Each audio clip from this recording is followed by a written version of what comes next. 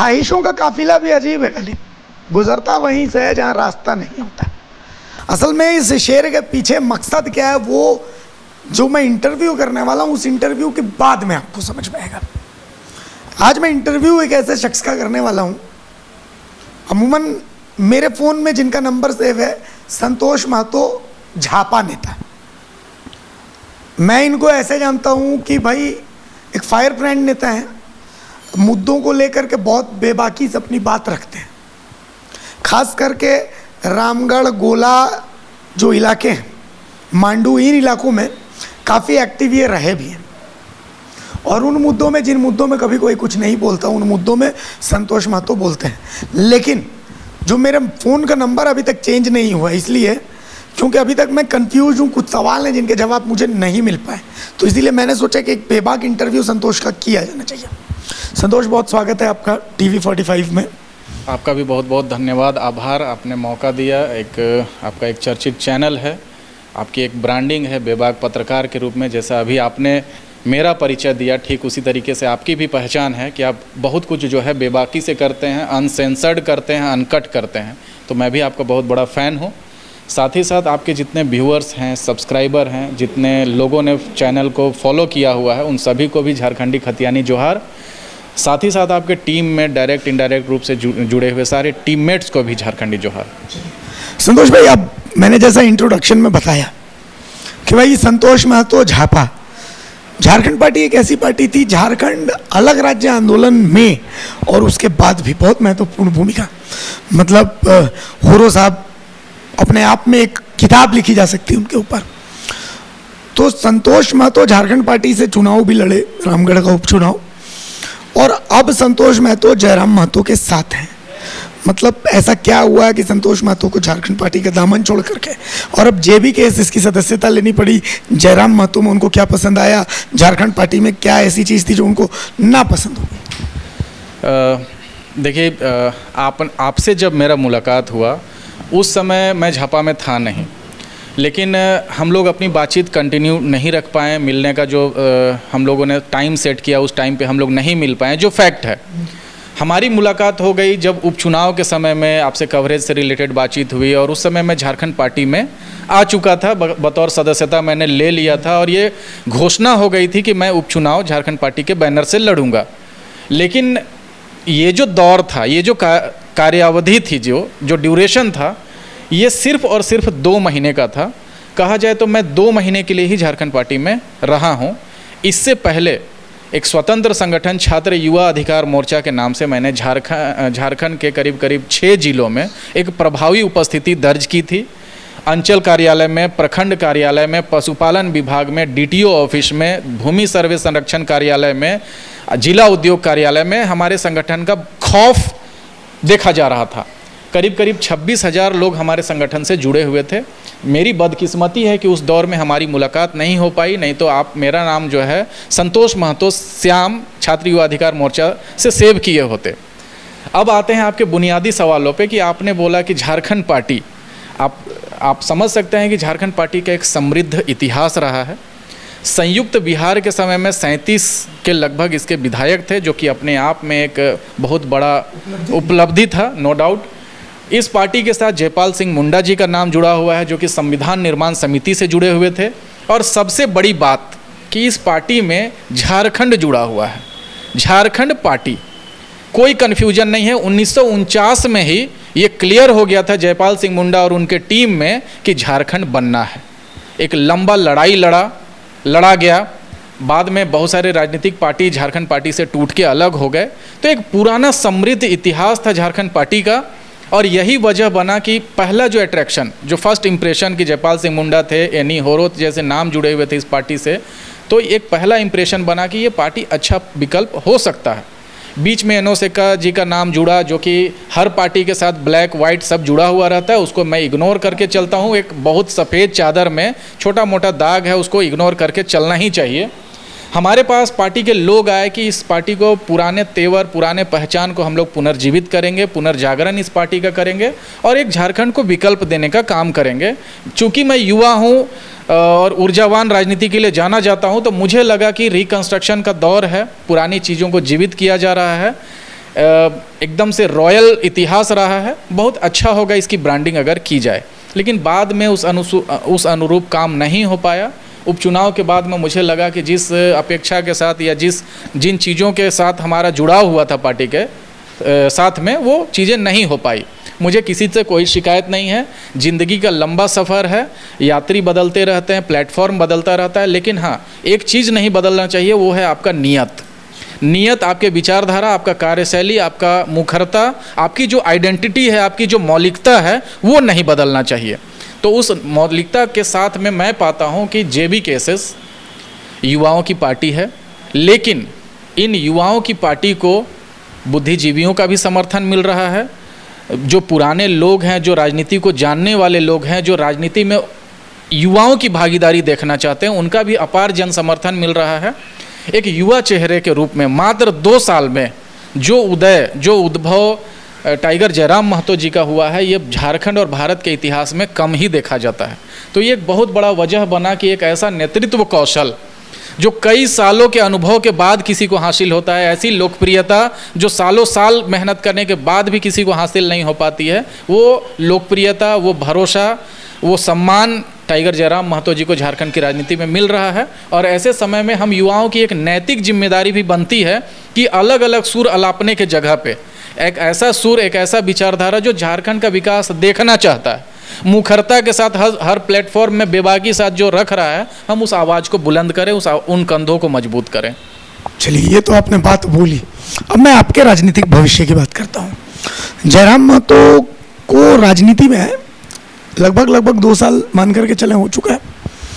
इस 2 साल में एक टाइगर जयराम महतो तो आ गए, लेकिन उनके इर्द गिर्द देखें तो और कोई टाइगर नहीं आ पाया। तो ऐसे में क्या लगता है, मतलब टाइगर संतोष महतो कुछ भविष्य दिखते हैं? देखिए, वो टाइगर हैं और इकलौता टाइगर है और इकलौते ही टाइगर रहेंगे।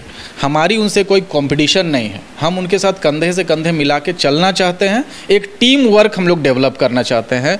देखिए, शुरुआत तो किसी एक आदमी से ही होता है। वो शायरी भी आप हमेशा दोहराते रहते हैं कि चला था अकेले, लोग जुड़ते चले गए, कारवां बनता चला गया।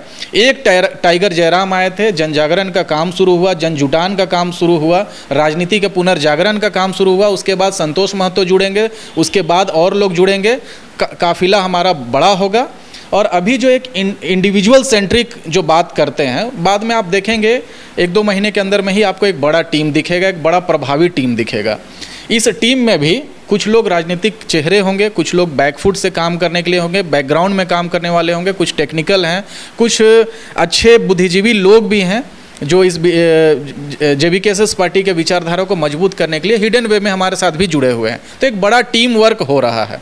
संतोष महतो की इमेज में एक बात जानता हूँ, आक्रामक राजनीति की है। मतलब संतोष महतो को मैंने देखा लड़ते हुए, भिड़ते हुए, कि भाई जिस तरीके से भगत सिंह थे ना कि भाई उन अंग्रेज अगर नहीं सुन रहे हैं बम फोड़ो, उनको सुनना पड़ेगा। अंचल अधिकारी नहीं सुन रहे हैं बम फोड़ो, सुनना पड़ेगा। इनलैंड पावर नहीं सुन रहा है बम फोड़ो, सुनना पड़ेगा। गोला में वो कंपनी नहीं सुन रही है बम फोड़ो, सुनना पड़ेगा। तो मतलब अपना राजनीतिक भविष्य संतोष महतो क्या देखें? अगर आप व्यक्तिगत रूप से हमसे ये सवाल पूछते हैं तो मैं बहुत प्लानिंग लेके, बहुत सही क्या होगा, गलत क्या होगा, उसका क्या दूरगामी प्रभाव होगा, इन सब चीज़ों का कैलकुलेशन करके मैं राजनीति में नहीं हूँ। मेरा ये मानना है कि इंस्टेंट रिएक्शन होना चाहिए। प्रक्रिया चल रही है, अभी इस टेबल पे फाइल मूव हो रहा है, फिर अगले टेबल पे मूव होगा, फिर अगले टेबल पे मूव होगा, इनका साइन होगा, उनका सिग्नेचर होगा। इन चीज़ों में मैं भरोसा नहीं करता हूँ। जब छात्र जीवन में हमने विश्वविद्यालय में राजनीति शुरू की, आपको मैं बता दूँ कि मैं जिस संगठन से था, उस संगठन के सदस्यता अभियान में पूरे झारखंड में मेंबरशिप होता है 11,000, और जिस विश्वविद्यालय का मैं प्रभारी बनाया जाता हूँ, उस विश्वविद्यालय में मेंबरशिप होता है 5600। मतलब पूरी आधा जो सदस्यता होता है वो मैं अपने से करता हूँ। तो किस तरीके का आक्रामक विचारधारा के साथ मैं संगठन की विचारधारा को अनटू द लास्ट पर्सन ले जाना चाहता हूँ, उसका एक ये डेमो है। आप किसी भी आंदोलन का उदाहरण देखेंगे, आप अंचल कार्यालय में भी उदाहरण देखेंगे, प्रखंड कार्यालय में उदाहरण देखेंगे। हमने CEO को, प्रखंड विकास का पदाधिकारी को ये मजबूर किया कि भाई आप हमें प्रक्रिया मत समझाइए, हमें रिजल्ट चाहिए। अगर किसी बच्चे का एडमिशन आए प्रमाण पत्र की वजह से, जाति प्रमाण पत्र की वजह से, स्थानीय प्रमाण पत्र की वजह से अगर डिले हो रहा है तो हम आपकी प्रक्रिया को नहीं समझेंगे, आपको हमारे सामने इसी टेबल में सिग्नेचर करके उनका प्रमाण पत्र देना होगा। तो फैसला ऑन द स्पॉट के प्रिंसिपल के साथ में और आइडियोलॉजी के साथ में हम लोग राजनीति करते हैं। हमें तुरंत फैसला चाहिए, हम प्रक्रिया में भरोसा करने वाले लोग नहीं हैं। संतोष में तो आप जिस कम्युनिटी से आते हैं, कुड़मी कम्युनिटी, झारखंड में 24% जनसंख्या, 24% जनसंख्या मायने रखती है। लेकिन झारखंड में इतिहास देख लीजिए, मुख्यमंत्री इस समुदाय से नहीं है। झारखंड का इतिहास देख लीजिए, इस समुदाय से जो नेता आगे बढ़ता है, बहुत तेजी से अगर आगे बढ़ेगा तो उसी तरीके से उसका डाउनफॉल भी होता है। या तो आप इसको साजिश कहिए, राजनीति कहिए, जो कहिए। तो ऐसी स्थिति में संतोष महतो की भूमिका अपने समुदाय के लिए, मैं राजनीतिक भूमिका नहीं कह रहा हूँ, अपने समुदाय के लिए, अपने जाति वर्ग के लिए, अपने समुदाय विशेष के लिए, अपनी महतो जाति के लिए क्या देखते हैं? देखिए, मैं बहुत ज़्यादा जातिवाद पे भरोसा नहीं करता हूँ। अगर आप मेरा व्यक्तिगत रूप से एनालिसिस करेंगे तो आज तक मैंने जाति के लिए जो है जाति सेंट्रिक होके बहुत ज़्यादा ऐसा कुछ सोचा नहीं है। लेकिन हाँ, अगर आप कुड़मी आंदोलन की बात करेंगे या कुड़मी मुद्दों की बात करेंगे या फिर एसटी इंक्लूजन की बात करेंगे, तो जिस बेबाकी से मैं अन्य मुद्दों पे बात करता हूँ, उसी बेबाकी के साथ में मैं कुड़मी एसटी इंक्लूजन का भी मैं मुद्दा प्रमुखता से उठाता रहा हूँ। जहाँ कहीं पे भी आंदोलन होता है, जहाँ कहीं भी समाज की बैठकें होती हैं, वहाँ मैं शामिल होता हूँ। बतौर लीडर हो पाऊँ या ना हो पाऊँ, लेकिन मैं वहाँ बतौर एसटी इंक्लूजन का कुड़मी का आप समर्थन करते हैं? बिल्कुल समर्थन करता हूँ, मुखर होकर समर्थन करता हूँ। और किसी भी अपोनेंट को मैं ये खुला चुनौती भी देता हूं कि एसटी इंक्लूजन के मुद्दे पे चाहे तो वो हमसे 1-to-1 डिबेट भी कर सकते हैं कि ये क्यों होना चाहिए। वो तो ठीक है, लेकिन सवाल ये है कि आप एसटी इंक्लूजन का समर्थन कर रहे हैं, आप जेबी केसेस में हैं, तो मैं ये मान करके चल रहा हूँ, हो सकता है उस पार्टी का जिसका आप समर्थन, जिसमें आप हैं, उसका भी मुद्दा यही होगा, स्टैंड यही होगा। तो ऐसी स्थिति में अगर आप गुमला में, दक्षिणी छोटा नागपुर प्रमंडल में आपका अगर कोई कार्यकर्ता चुनाव लड़ता है तो पहले चुनाव लड़ने से पहले ही आ जाता है। जहाँ तक पार्टी के आधिकारिक बयान की बात है, मैंने पहले बातचीत शुरू करने से पहले भी बोल दिया था कि ये मेरा निजी मत है। आप संतोष महतो से सवाल पूछ रहे हैं तो संतोष महतो का ये जवाब है कि एसटी इंक्लूजन का मुद्दा मैं स्ट्रांगली सपोर्ट करता हूं। और जेबी केसेस वाले संतोष महतो का, देखिए, जेबी केसेस के संतोष महतो जो हैं वो प्रभावी राजनीति के लिए आए हुए हैं। वो ऐसी राजनीति के लिए आए हुए हैं जो सर्वहारा समाज का प्रतिनिधित्व करता है। हम सामाजिक न्याय के फॉर्मूले की राजनीति लेकर जेबी केसेस में आए हैं। लेकिन अगर मुद्दे की बात करते हैं तो मेरा व्यक्तिगत मामला है और मैं कोशिश भी करूंगा कि एसटी इंक्लूजन के मुद्दे पे हर वो समाज जिनको लगता है कि नहीं एसटी इंक्लूजन से उनकी कुछ असुरक्षा जैसी सिचुएशन आएगी, ऐसा नहीं है। अगर आप सवाल करना चाहते हैं तो आप मुझे कमेंट के माध्यम से भी पूछ सकते हैं, फेसबुक के भी माध्यम से पूछ सकते हैं। मेरा नंबर सार्वजनिक है, उस नंबर पर भी आप मुझे कॉल करके जो भी कन्फ्यूजन है, जो भी संदेह है, वो आप सवाल पूछ सकते हैं। मेरे पास उसके टेक्निकल और डॉक्यूमेंटेशन एविडेंस है, डॉक्यूमेंटल एविडेंस है। उन सभी चीज़ों का समर्थन और सपोर्ट के लिए जो भी डॉक्यूमेंट्स या दस्तावेज आपको देखना है वो आप देख सकते हैं। संतोष में तो चुनाव लड़ना चाहते हैं? देखिए, राजनीति में हूँ तो अल्टीमेटली चुनाव तो मैं लड़ूंगा, लेकिन इस बार जो मैं संगठन में आया हूँ, संगठन में मैं आया हूँ इस मुद्दे से कि भाई एक नई पार्टी आई है, नए तेवर के साथ आई है, इसका मजबूत होना बहुत ज़रूरी है। जिस उम्मीद के साथ जो वंचित समाज है, आज जेबी केसेस को समर्थन करने वाला जो प्राइमरी समाज है वो वंचित समाज है। वो मजदूर हैं, वो किसान हैं, वो रिक्शा चालक हैं। एक बड़ा वर्ग जो अछूता रहा है राजनीति से, वो अछूता वर्ग जेबी केसेस को समर्थन लड़ना तो चाह रहे हैं। बिल्कुल, चुनाव तो मैं लड़ना चाहता हूँ, लेकिन रामगढ़ से मैं चुनाव लड़ना चाहता हूँ। वही मेरी कर्मभूमि है, वही मेरी जन्मभूमि है। हाँ, मेरी प्लानिंग और जिलों के लिए भी है, चूँकि अलग अलग संगठन के प्लेटफॉर्म के माध्यम से मैंने झारखंड के 22 जिलों में एक्टिवली काम किया है। तो झारखंड का आप सुदूरवर्ती इलाका, चाहे आप चतरा की बात करें या आप पलामू की बात करें या इधर गोड्डा की बात करें, सभी जगहों पे मैंने काम किया, तो मैं झारखंड को अच्छे से समझता हूँ। लेकिन अगर फोकस की बात करें तो रामगढ़ मेरा प्राइमरी फोकस है, चूँकि मेरा जन्मस्थान भी है, मेरा कर्मस्थान भी है। तो चुनाव अगर मैं भविष्य में लड़ता भी हूँ तो निसंदेह सिर्फ और सिर्फ रामगढ़ से लड़ूंगा। रामगढ़ के लिए आपके मुद्दे क्या हैं? रामगढ़ के लिए अगर आप बात करेंगे ना, तो पूरे रामगढ़ के डेवलपमेंट के लिए मेरे पास मतलब ये मुद्दा है जो किसी और दूसरे प्रत्याशी के पास या किसी दूसरे नेतृत्वकर्ता के पास नहीं है। अगर ये मुद्दे और ये प्लानिंग जो रामगढ़ के लिए हमने सोचा है, हमारी टीम ने सोचा है, अगर किसी दूसरे प्रतिस्पर्धा के साथ में जो लोग हैं फील्ड में, अगर उनके पास ये होता तो फिर हमें राजनीति करने की ज़रूरत नहीं पड़ती। रामगढ़ जिले के स्थापना काल से ही रामगढ़ जिला को सब कुछ हासिल है। इसको प्राकृतिक संपदा हासिल है, खनिज हासिल है, उद्योग धंधे हासिल हैं, कृषि हासिल है, कृषि योग्य भूमि हासिल है। बस एक चीज़ हासिल नहीं है, योग्य नेतृत्वकर्ता। और यही वजह बनता है कि मैं रामगढ़ में एक्टिव पॉलिटिक्स करता हूं। अगर हमारे रामगढ़ में योग्य नेतृत्वकर्ता होते तो हम उनका समर्थन करने के लिए रेडी रहते और हम उनको बतौर कार्यकर्ता काम करते, फिर हमें चुनाव लड़ने की ज़रूरत नहीं होती। हमारे पास रामगढ़ के लिए एक प्रोग्राम है। चूँकि हम रामगढ़ ज़िले को अन्य बाकी ज़िलों से बहुत ज़्यादा पोटेंशियल ज़िला देखते हैं। आप अगर रामगढ़ का भौगोलिक विस्तार देखेंगे तो ये तीन तरफ से जो है वो घाटियों से घिरा हुआ है, तीन तरफ से कोलफील्ड से घिरा हुआ है। यहाँ माइनिंग भी है, यहाँ 150 से ज़्यादा उद्योग धंधे चल रहे हैं, लेकिन 150 उद्योग धंधे चलने के बावजूद यहाँ एक समृद्ध कृषि का स्कोप है। उसके साथ साथ आभूषण का जो उद्योग है, उसके साथ लोहा के जो बर्तन हैं, स्टील के, एल्युमिनियम के बर्तन बनाने का एक समृद्ध उद्योग रामगढ़ में चल रहा है। एक सबसे छोटा जिला, अगर क्षेत्रफल के हिसाब से देखा जाए तो सबसे छोटा जिला रामगढ़ है, लेकिन इस छोटे जिले में प्राकृतिक संपदा भी है, खनिज संपदा भी है, एक कृषि उद्योग का स्कोप है, ज्वेलरी का ये है स्कोप है।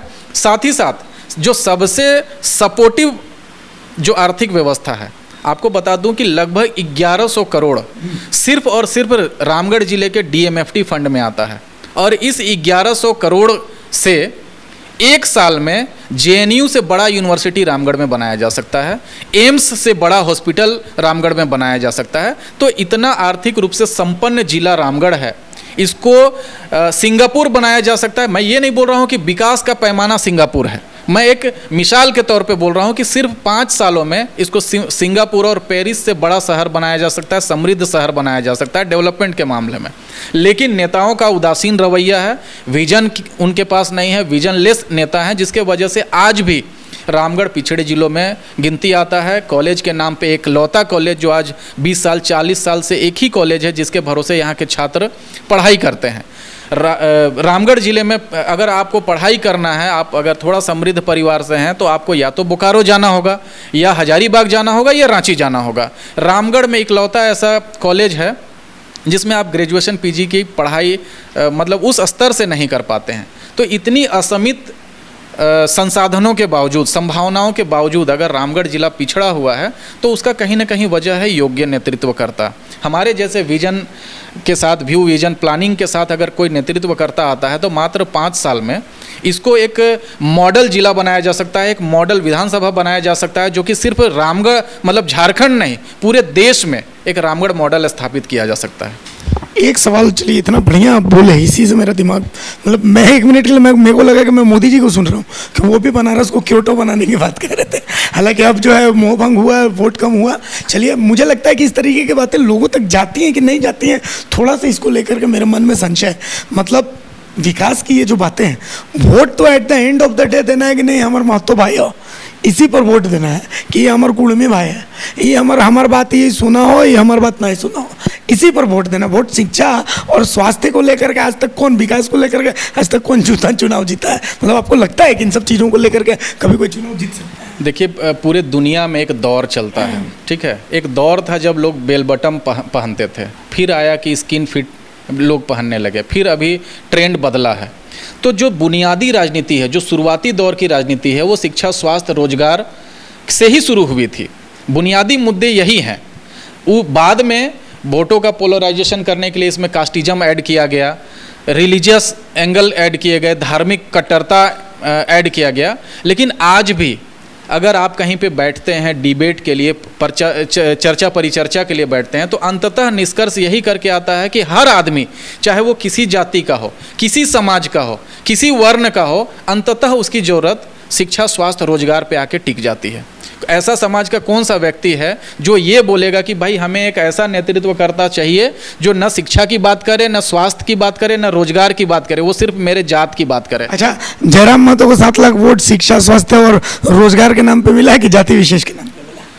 देखिए, उनके जो बुनियादी बातें हैं, उन्होंने कभी भी, आप चुनावी सभा में उनका देखिए, उन्होंने एक रिकॉर्ड बनाया है 1.5 घंटे बोलने का। आज तो 5 मिनट 10 मिनट कोई नेता बोले ना तो आधी पब्लिक उठ के चली जाती है। मोदी जी के सभाओं में स्टेडियम का गेट बंद कर दिया जाता है, हेमंत सोरेन के सभाओं में जो है सभा स्थल को लॉक कर दिया जाता है कि पब्लिक भागे नहीं। लेकिन हमारे अध्यक्ष टाइगर जयराम भाई के भाषण सुनने के लिए लोग घंटों घंटा बैठते हैं, बारिश में भीग के, धूप में बैठ के।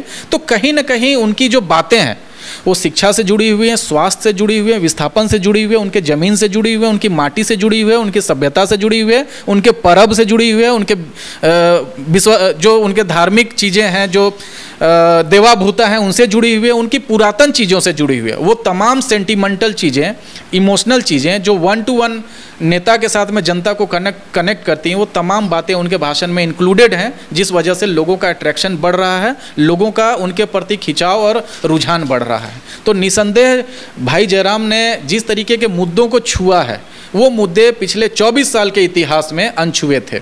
लोग बात कर रहे थे कास्टिज्म की, लोग बात कर रहे थे अलग अलग चीज़ों की, भाई आप मेरे कास्ट के हैं, आप मेरे रिलीजन के हैं, आप मेरे क्षेत्र के हैं, आपको हमें वोट देना चाहिए। लेकिन जिन बुनियादी मुद्दों को हमारे JBKSS के अध्यक्ष ने चुना है, वो बुनियादी मुद्दे सबकी ज़रूरत हैं। इस वजह से भी JBKSS के प्रति लोगों का अट्रैक्शन बढ़ रहा है। ये बात आपने बढ़िया बोली, लेकिन मेरा फिर एक ही सवाल है और ये आखिरी सवाल है। JBKSS के टॉप 5 नेताओं के नाम बता दीजिए, अलग अलग कम्युनिटी। आप लोकसभा चुनाव में भी आप उदाहरण देख सकते हैं। टॉप मैं नहीं बोलूँगा, लेकिन जो सामाजिक न्याय की बात मैंने शुरुआती समय में कहा, वो सामाजिक न्याय का फॉर्मूला हम लोग कितना स्ट्रिक्टली फॉलो कर रहे हैं दूसरे पार्टियों के कंपैरिजन में। आप भाजपा की बात कर लें, आप कांग्रेस की बात कर लें, तो वो तमाम वर्ग जो अपने अपने हित इन पार्टियों में देखते हैं, जब टिकट मिलने की बारी आती है, टिकट देने की बारी आती है, उस समय वो गौण हो जाती हैं। लेकिन हमने पहली दफ़ा लोकसभा चुनाव लड़ा और उस पहली दफ़ा हमने ये साबित किया कि चाहे जितना भी विवाद हो, चाहे जितनी आलोचनाएं हों, लेकिन हम सामाजिक न्याय के फॉर्मूले पे ही काम करेंगे। हमने अल्पसंख्यक समाज को भी वोट दिया, टिकट दिया। हमारे नेता ने, हमारे पार्टी ने कोयरी समाज को भी टिकट दिया। जिस क्षेत्र में जैसे जिसकी जितनी संख्या भारी, वो जो सामाजिक न्याय टिकट दिया, मुसलमान को आपने टिकट, बिल्कुल बिल्कुल। तो सामाजिक न्याय का फॉर्मूला हमारे पार्टी के सिद्धांत में है और हम लोग इसको अंतिम समय तक लेके चलेंगे। चलो आज अपना हुनर आजमाते हैं, तुम तीर आजमाओ, हम जिगर आजमाते हैं। वेलकम टू राजनीति, एक्टिव राजनीति। क्योंकि मैं इधर से कोशिश कर रहा था कि मैं एक आध बाउंसर्स मारूं, लेकिन संतोष भाई ने ज़बरदस्त तरीके से हर सवाल का बहुत बेबाकी से और बहुत ही नपे तुले अंदाज में जवाब दिया। तो इसीलिए मैंने आपको बोला कि वेलकम टू एक्टिव राजनीति, इसलिए क्योंकि मैंने मतलब जयराम का इंटरव्यू किया, मोतीलाल का इंटरव्यू किया और उसके बाद आज मैं संतोष महतो का इंटरव्यू कर रहा हूं और उसी लेवल का इंटरव्यू कर रहा हूं जिस लेवल का एक झारखंड के नेता का इंटरव्यू होना चाहिए। तो इसीलिए मैं आपको कह रहा हूँ वेलकम टू झारखंड की राजनीति। देखिए, आज जो मैं बात आपसे जो मैंने बात किया, तो मैंने जो ऑन स्क्रीन आपको हमेशा देखा है, पाया है कि आप सवालों को बिल्कुल बेबाक तरीके से पूछते हैं और आप चाहते हैं कि जो आपको सुनने वाले लोग हैं, जो आपको देखने वाले लोग हैं, जो आपके साथ चैनल में जुड़े हुए लोग हैं, उन तक कंटेंट जाए, पॉजिटिव कंटेंट जाए, जो अंदर की चीज़ें हैं, जो हिडन चीज़ें हैं, जो मूल चीज़ें हैं, वो निकल के आई। जिस तरीके से आपने नपे तुले सवाल पूछे, मैं अप्रिसिएट करता हूँ कि बाकी तमाम चीज़ें जो चैनल चल रहे हैं, यही सब चीज़ों से आप अलग अलग दिखते हैं एकदम। तो बहुत बहुत धन्यवाद कि आपने ये मौका दिया।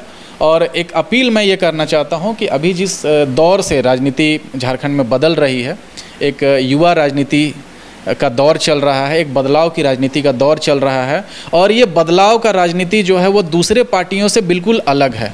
हम लोग बिल्कुल संकल्प लेके आए हैं, हम लोग बिल्कुल मादा लेके आए हैं कि हम लोग इस बार राजनीति को बदलेंगे, मुद्दों को बदलेंगे और सटीक सकारात्मक राजनीति करके हम लोग दिखाएंगे। तो ये संतोष महतो थे, JBKSS का दामन थाम चुके हैं और एक समृद्ध झारखंड का सपना जो आंखों में होता है एक झारखंडी युवा के, उस सपने को आप इनकी बातचीत में महसूस कर सकते हैं, फील कर सकते हैं।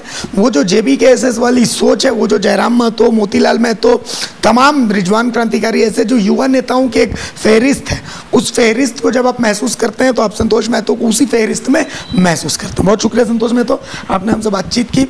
TV45 में ऐसे ही उन जमीनी नेताओं से बातचीत का सिलसिला एक के बाद एक हम आपको दिखाते रहेंगे। हम आपको झारखंड की असली तस्वीर, जिस तस्वीर से अमूमन आपको दूर रखा जाता है, वो तस्वीर भी दिखाते रहेंगे। सहयोगी अरविंद साहू के साथ मैं अभिषेक भारती, TV45 रांची।